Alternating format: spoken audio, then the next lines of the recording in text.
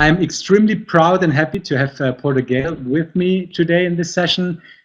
Welcome, Porter, and I'd like to hand over to you, and maybe you want to say something towards the audience. Yeah, thank you so much. What a pleasure to join all of you. It's actually, I'm in California, and it's 10 o'clock, so this is a great way to start my week. So thank you for your time and your energy. All right, well, let's begin. Look at that. This is a great platform, by the way. I haven't used this before, and I'm very excited about it. So your network is your net worth. You know, the whole concept, what I really want you to think about is the value of relationships. A lot of people, I'm sure you guys have done this too, but you spend a lot of time thinking about your assets and your retirement accounts and will I have enough money in the future? And my whole point of view is that productivity, happiness, success, that if you look at where it comes from, a lot of it is driven by the relationships that you have, career opportunities, collaborators, partners. If you start tracking back all these success points in your life, it usually things that are great accomplishments or that you're proud of are connected to relationships. And so what I did with this book was really demonstrate why relationships are kind of the core of our success. So networking in the past, a lot of people thought of it as very transactional. And my approach is that it's more about a lifestyle. It's about connecting. It's about being present. It's about bringing value to your relationships. And so this is what the book is all about. Now, I'm sure that some of you that are watching may think that networking is schmoozy or boring. You know, the cliched way to think about networking is that you're heading to a conference and you're handing out as many business cards as you can. And my approach is a little bit different.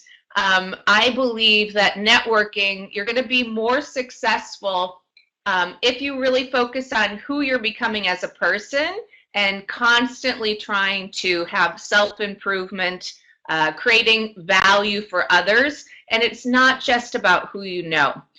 When you are happy with who you are and you're really focused on your passions and your purpose, you're going to be able to connect in a more authentic and happy way. So the book is in 3 sections, and the first section is really all about the me. The second section is all about the we, and then the third section is all about creativity. So how do you keep your network strong?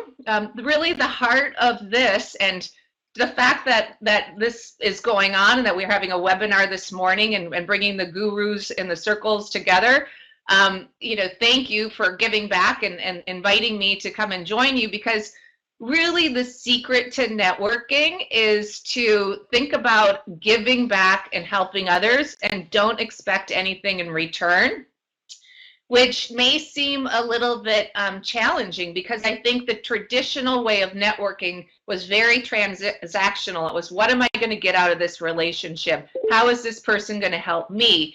But in our new economy that is really more about collaboration and innovation, if you help others, the times when you need to tap your network, you're going to have stronger ties in your network and things are going to be easier. So not hoarding your contacts, mentoring, giving back, always thinking about what value you can bring to a situation is really the mindset that is going to be the successful networking mindset. You know, one phrase, how can I help? It's a very easy one to remember. But why is this important? Well, just the fact that we're all together right now across the globe.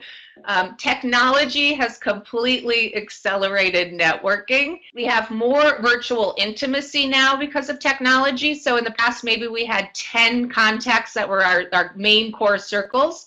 Now we have up to 150 people that we're really influencing at a time. There is a social site called Path here in the US, and it limits your contacts to 150 people. And it's because of that philosophy that it says, really, that's how many people you can really influence and be connected with.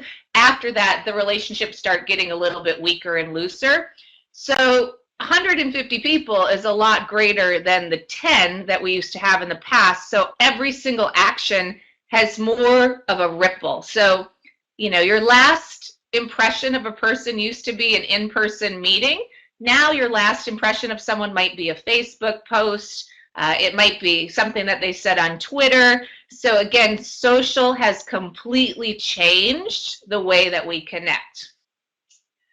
The next section of the book, so that's kind of a lot of the whys and why it's important, but the next section of the book is all about team building. Problems become opportunities when the right people come together.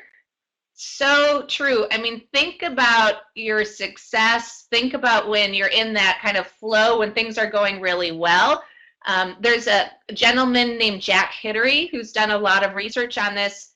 Innovation in the past, most of it was individually based. So think about the car and the light bulb and a lot of classic innovations. It was one inventor. Now, collaboration is coming out of teams. Google, Instagram, Twitter, on and on and on.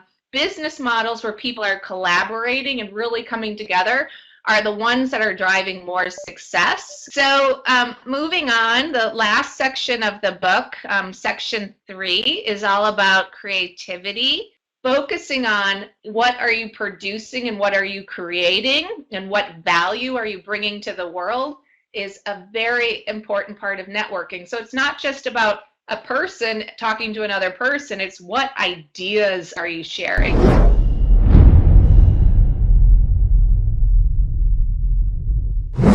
Powered by Gale. We can all achieve so much, and so think big, think about collaboration, and make sure that you're connecting with people. I'm also just a big believer in not being texting and email all the time. Get on Skype, get on a platform like this, talk to people, make the connections, and invest in your relationships, and amazing things can happen.